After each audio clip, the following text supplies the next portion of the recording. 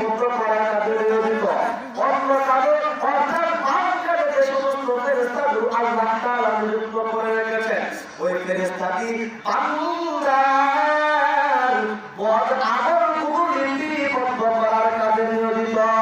আজকে আপনি কোরআনের কাজ করে নিজেকে অনেক বড় বড় করতেছেন, কিন্তু এই কঠিন কিয়ামতের ময়দানে আল্লাহ পাক রব্বুল আলামিন যখন আপনার আমার হিসাব নেওয়া শুরু করবেন, বলা হয়েছে মানুষ দুনিয়াতে যে সমস্ত কৃতকর্ম কাজগুলো করেছে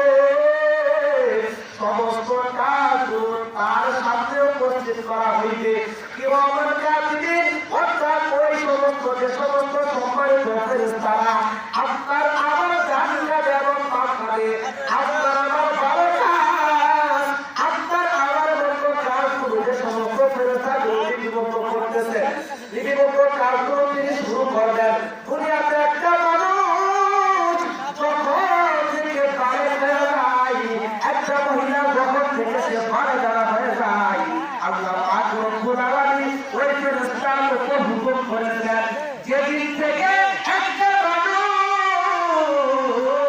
পরিপূর্ণ পারে হয়ে যায়, ওই দিনের পর থেকে আল্লাহ তাআলা প্রত্যেকটা হুকুমগুলো ওই বান্দার উপর করা ফরজ হয়ে যায়, করতে থাকে। আল্লাহ তাআলার ওই সম্মানিত জালিম যখন ওই বান্দার নেক আমলগুলো এবং বদ আমলগুলো ওই মিজান নামক মাপকাঠিতে, ওই মিজান নামক পাল্লার ভিতর যখন পরিমাপ করবে, তখন দেখা যাবে ওই বান্দার হায়াতে জিন্দেগির মধ্যে বারে হওয়ার পর থেকে আর মহিলাদেরকে বারে বারে হওয়ার পর থেকে মৃত্যুর আগ পর্যন্ত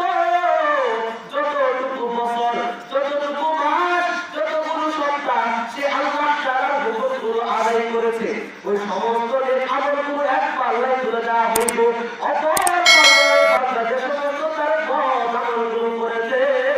ওই সমস্ত বদ আমলগুলো তার নিজের পাল্লার অপর প্রান্তে তুলে দেওয়া হইবে। কিন্তু আফসোসের বিষয় হচ্ছে, যখন আপনার নেক আমল,